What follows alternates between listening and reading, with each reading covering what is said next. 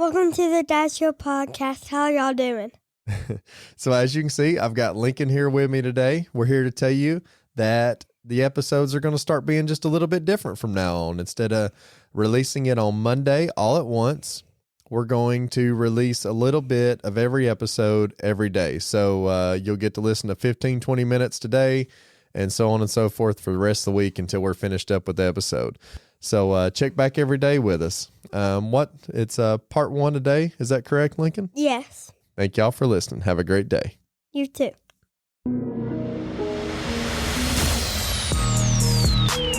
Welcome to the Dad Show podcast, a show all about impacting, empowering, inspiring, and uplifting information to become a better dad, husband, man, and mentor. And now your host, Ryan Ladd. Welcome back to the Dad Show, ladies and gentlemen. I want to thank y'all for being here, for watching and joining us. Today I've got a real treat in the studio with me, Mr. Brandon Janice, and I'm so happy that you're here, Brandon, and so excited and to hear your testimony, your story, and just what you got to offer us for us today, man, to help men be better dads, better husbands, and better Christian men in the home. So thanks for having me. I'm glad to be here, man. Heck yeah, this is going to be awesome. Heck yeah, man. Like I said, y'all are in for a treat today. This is going to be great. So I'd like for you just to take a second, open up, let our audience know who you are, a little bit of background about yourself, and we'll just move on from there. Yeah, man. So like you said, Brandon Janice, Knoxville, Tennessee. I am a single dad of 3, 10-year-old Macklin, 11-year-old girl Cooper, and then 13-year-old Hadley. So 2 girls and a boy. Became a single dad in 2020 when my wife passed away after a couple-year battle with breast cancer. So I didn't sign up for this. This isn't how I expected life to look. Exactly. You know, I think in life we're supposed to do it with a partner. Yes, you know, that's how it's supposed to look. And you know, unfortunately, over the last 4 years or so, I've kind of been doing it on my own with my community. To say I do it alone is not fair. But you know, the day to day is single dad life, man. And you know, I've embraced it the best I could, and it's been a series of struggles. And you know, I wake up each day and do the best I can. And but I'm so blessed to be surrounded by some awesome people that help me walk this walk. Awesome, man. So we're going to get into your past, but let's go ahead and go into present day right now. You're a writer, you're a storyteller. What else do you do as well? Yeah, man. So I wrote a book soon after my wife passed away. I put a book out into the world, and it was received well, which was great. But through that, I ended up starting a publication company to help other people write books. So many books don't get written because it's hard. It's a hard industry to get into. Exactly. If you don't have 1 million followers on TikTok, a traditional publisher doesn't want you. And so we created this company called Blue Hat Publishing to help people like me and you put our stories out into the world. And it's been so much dang fun just to see people's words come to life and help them do that. So that's kind of my focus as a profession. Entrepreneur. I've done a couple startups. I failed miserably in most of those. But more than anything, yeah, you know that, right man. there with you. But more than anything, just being dad, man. That's my favorite job. That's not because we're on the Dad Show podcast. It's just what I do, man. I tell my clients and I tell my partners, like at 3:00 every day I'm done. Yeah. And we talked about that. I don't. When the bus comes home, man, it's dad mode. And I try to be present, and I fail often, but like I try to put the phone down. I try to close the computer and just be dad. Yes, yeah.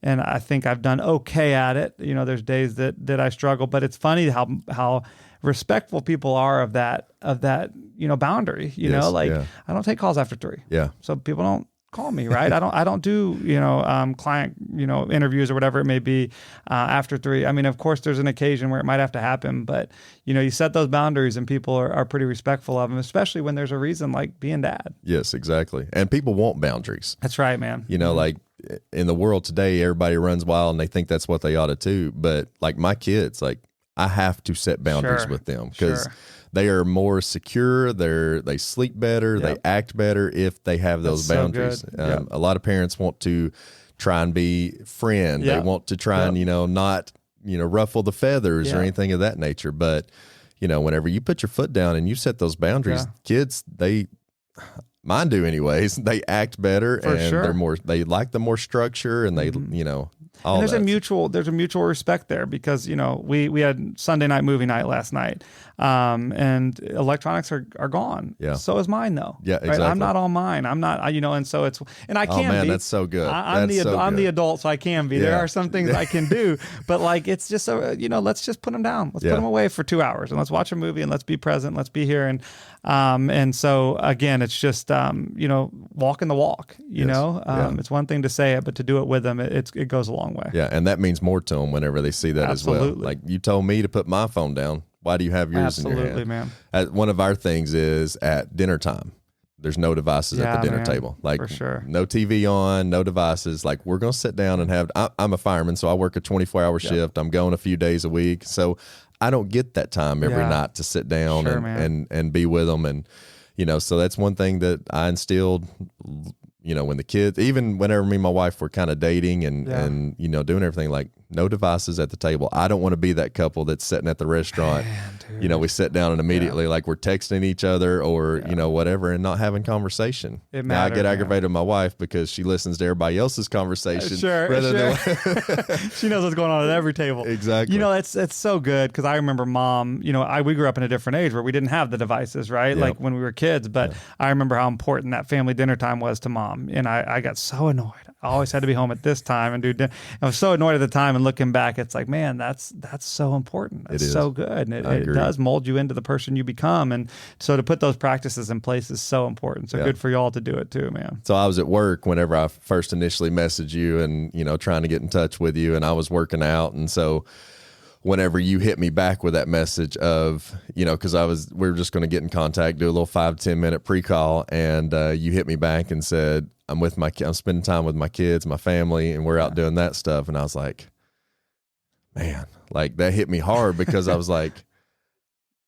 whenever I'm home, I try to do that. Yeah. Now I'm trying to take that time away from somebody else. You know what I mean? So it really hit me, and it was a weight on my shoulders whenever I said that. So for one, I want to apologize, but number two, man, I admire that and respect that, and I think that's the greatest thing ever. I appreciate that. For you to put your device down and say I'm shutting off business mode and going into dad mode at 3:00 whenever the bus gets there, whenever your kids get home from school. Like that's huge, man. Well, thank you for saying that, man. That's awesome. So, I kind of want to switch gears a little bit and let's talk about your childhood. Obviously we're going to get into everything else in a little bit, but right now I want to just kind of hit on your childhood. Being a good dad now, was there any influence in your life early, a grandfather, your dad, that instilled in you to want to be that? Yeah, man. So you should have my dad on this podcast over me for sure. My dad. Well, let's do a duo one day. We'll have both of you on. He's literally the best human you'll ever meet. And I mean this when I say I've never seen him raise his voice in my life. Wow. He's the most even-tempered, patient, calm, loving man. I remember one time him being mad at me. And it was the disappointment in him. It wasn't the anger. It was that I disappointed him that hurt so bad because I just respected him so much, and the way he loved my mom, the way he loved us, the way he loved his friends, the way he loved his coworkers, the way he loved his church family. He just, and still does. He just loves so well. Never seen him raise his voice. Never seen him fight with mom, with any of us kids. He had 3 kids and has 3 kids, and I've never seen him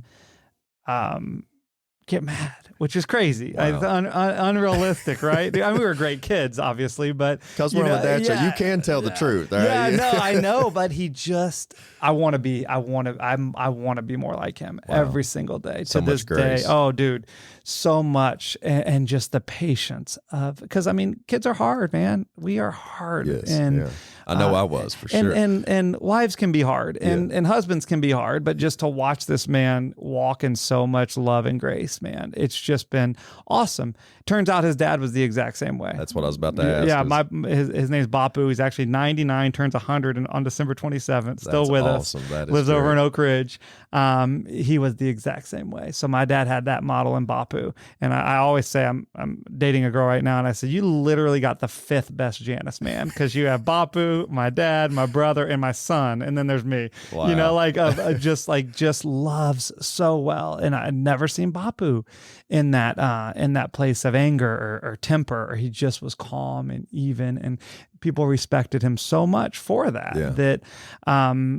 It was just, I had literally the best influences I could ever have. And I model what I do after dad, and I fail and I lose my patience. I don't have a temper. I don't yell. I just wasn't built that way. Yeah.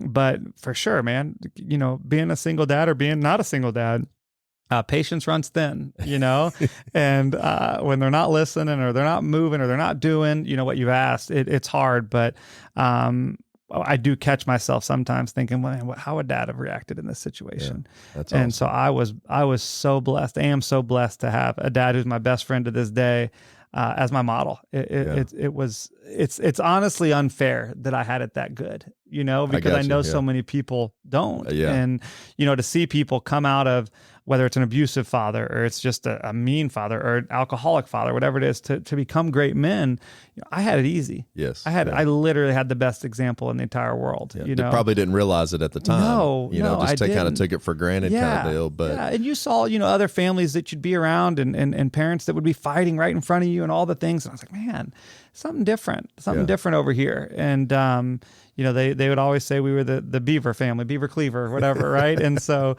I believe that we had it so good when it came to just watching mom and dad love each other so well. That's awesome. That's how so it's kind of almost polar opposites. Like my grandfather is just what you described. Yeah. He's 93. We still have him with us today. He goes and works out 2 days a week, like just a statue in the community. Just like you said, so much patience, so much grace given.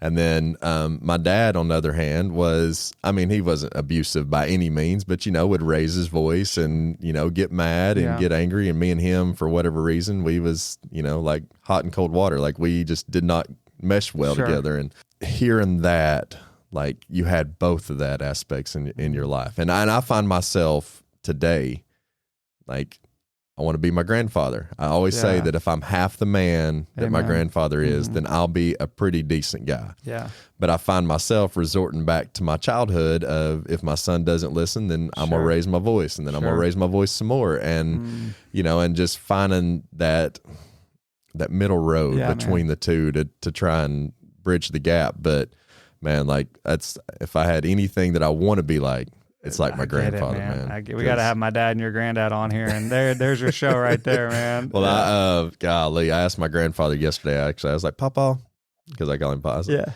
Will you be on the dad show? Would you? He's like, I don't know. That generation, I don't know if I can do that. Yeah. And I was like, all you got to do is sit there and have a conversation with him, man. And people would love it. So hopefully, maybe we can do that in the future. I love it. Moving on, further in life, you met Rachel. Now you were living in Hawaii. Is that correct? Yeah. Living in Hawaii. I met Rachel in college. Through I was a fantastic flag football player. That was we had this team in college. Got the trophy. We had this team in college. I was really fast. I never played tackle football. My dad was an incredible football player in high school and could have played pretty much anywhere, but I didn't go that route. I did other things, played golf, ran track, did things like that. But flag football became our thing. We ended up being really good in college, and we went to this national flag football tournament that we qualified for. And Rachel, it was in Lincoln, Nebraska, of all places, and Rachel was a dancer at University of Nebraska. Some of my fraternity brothers were friends with her, went to high school with her, and so we ended up staying with her and her friends when we went there. Our crew of 8 guys or whatever. And I remember on the way there, my buddy Casey, he's like, "Hey, you're gonna like this Rachel girl. I'm just letting you know. You guys are gonna hit it off." And I was like, "Nah, I'm good. And he was right. The second we got there, I was like, "Man, there's something about her. That girl's cool." And I was in Columbia, Missouri. She's in Lincoln, Nebraska. You're in college. age. It just didn't make sense to date, but like there was just something about her, and we just became really good friends. We were each other's wedding date when we needed a date. We dated other people, but whenever we needed someone to show up for an event or a wedding or whatever it may be, we'd always call on each other. And I compared anyone I date to her for 10 years. I literally compared anyone I dated to Rachel. And they never were her. They dated great people, but there were, there's a difference in dating and marrying someone, right? Exactly, and who am I going to spend the rest of my life with and why?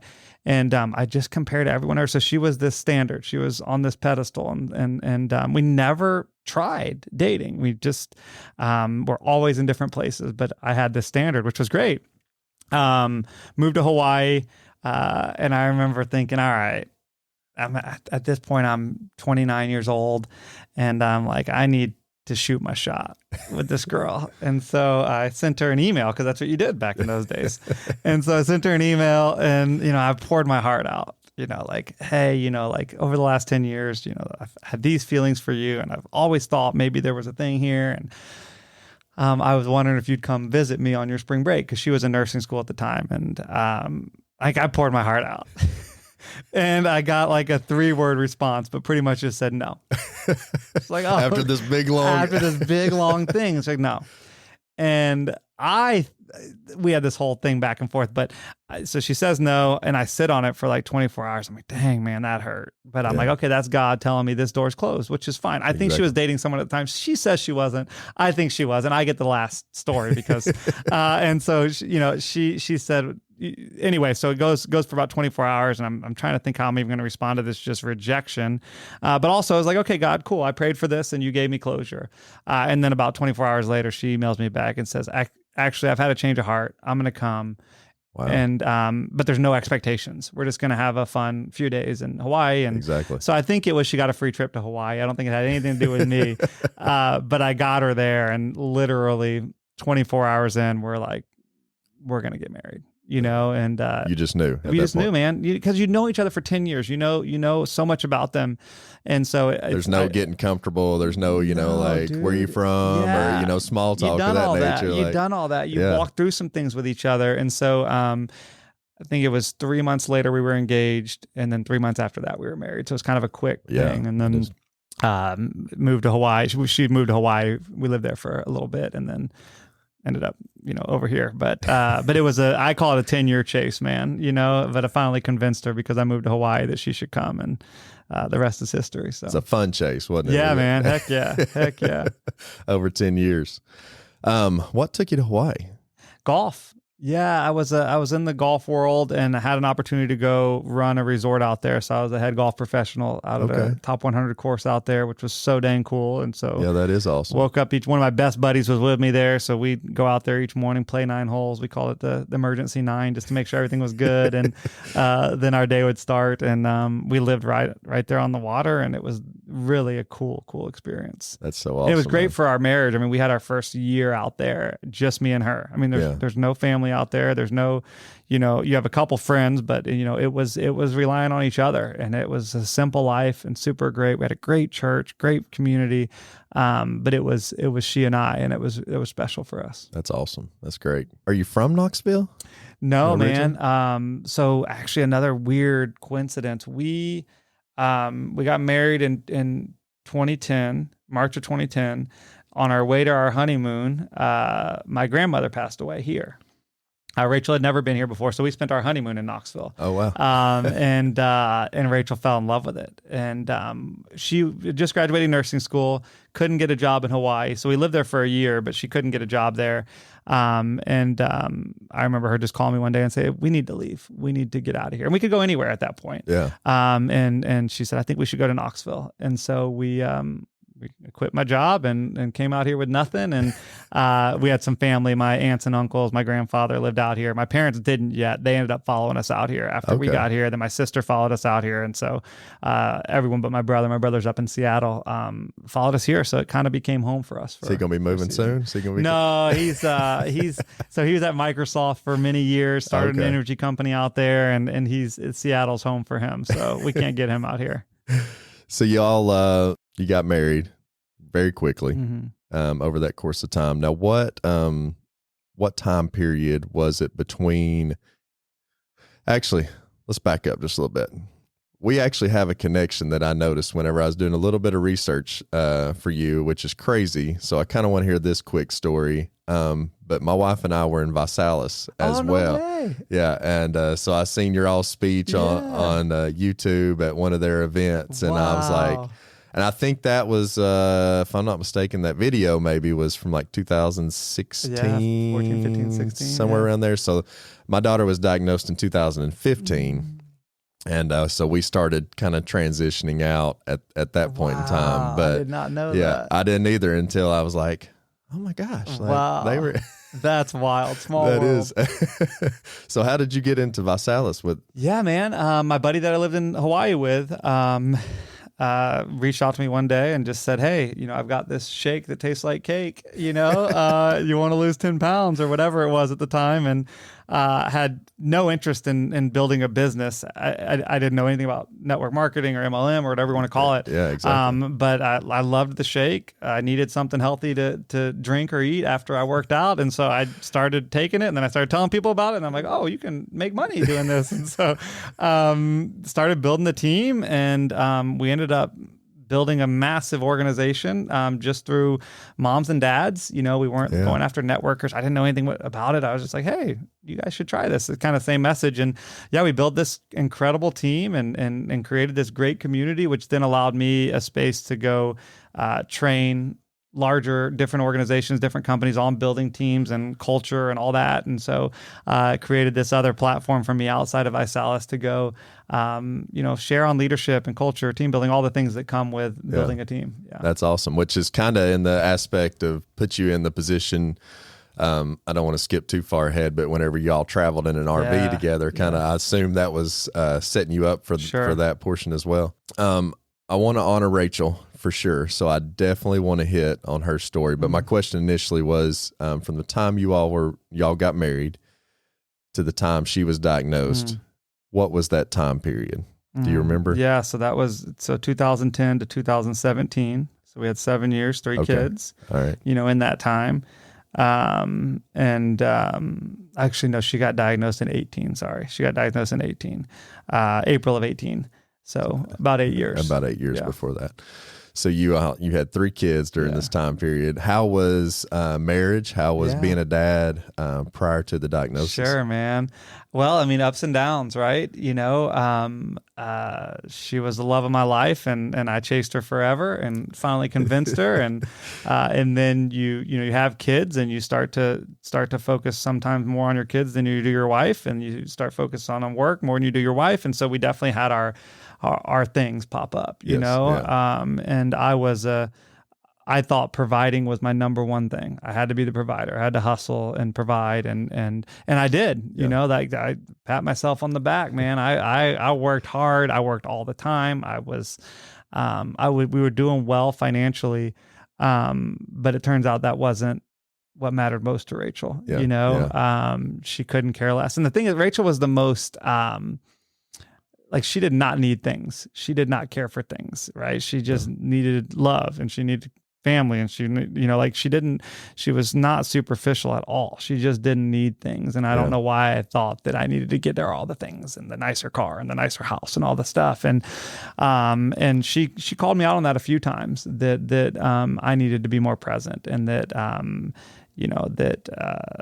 being gone all the time wasn't acceptable, and that's not what she signed up for. And never to the point of I'm going to leave you. That was not a threat. It wasn't an ultimatum or anything like that. But I sucked, man.